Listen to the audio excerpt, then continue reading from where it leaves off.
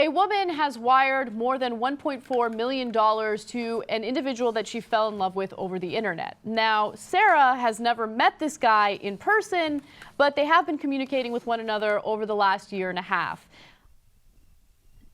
Okay, so she was featured on Dr. Phil. She talked about how in love she is with this guy.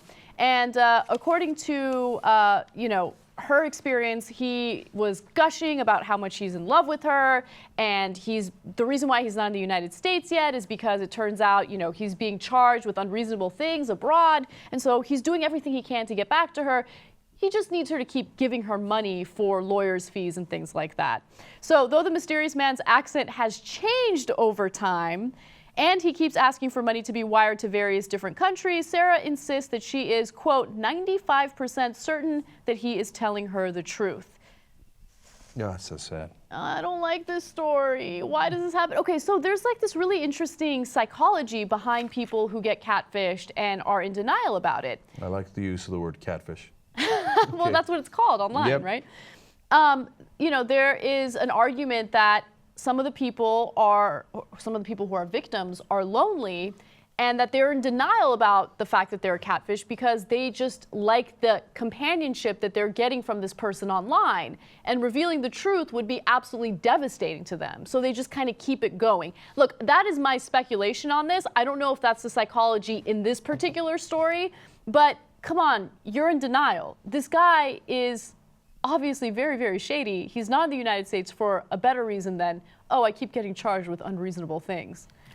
So I'm going to tell two stories about my dad in this regard. He buys lottery tickets, and the dollar that he spends on the lottery ticket pays for itself because it gives him hope for the whole week. Mm-hmm. And he enjoys that, and he keeps it in his pocket, and he thinks about, like, what if I win, all the fun things that he'll spend it on, right?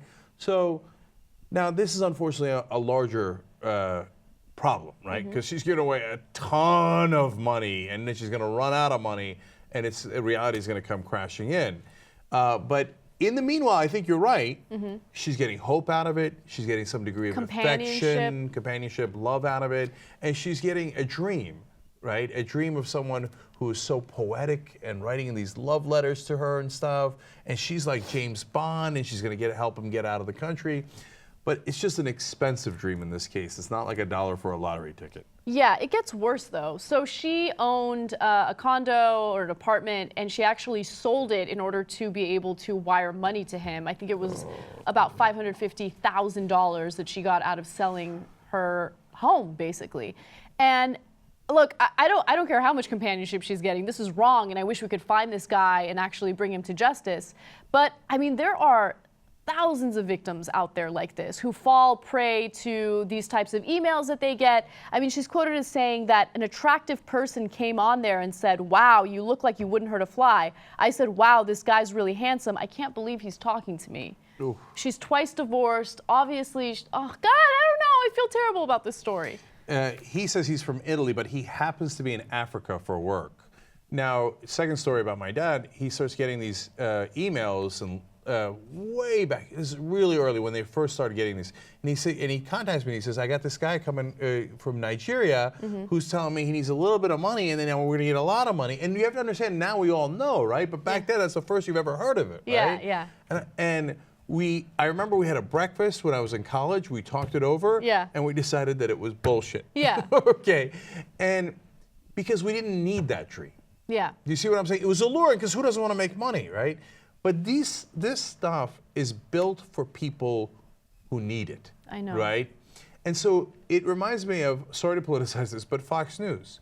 There's certain things that people want to believe. And if you just give them a thin strand of the possibility that it might be true, they're like, yeah, Noah O'Reilly was there at all those historic moments. He was on the beaches of Normandy. And us conservatives were right to take away other people's freedoms. So the gay people shouldn't have the same freedoms we have.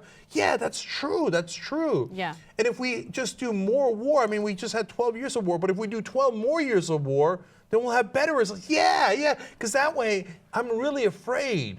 And when I get to punch back and I get to take out my anger and fear and aggression in a safe way, I want to believe. Yeah. Right? I think there's confirmation bias there, right? Right. And so in the same way she wants to believe, now less harmful than what the Fox News audience wants to believe, but it is very harmful to her bottom line, and that's why her family's trying to help her. And of course, when they look into it, they can't happen to find a guy with that name in the places he claims to be. It's devastating.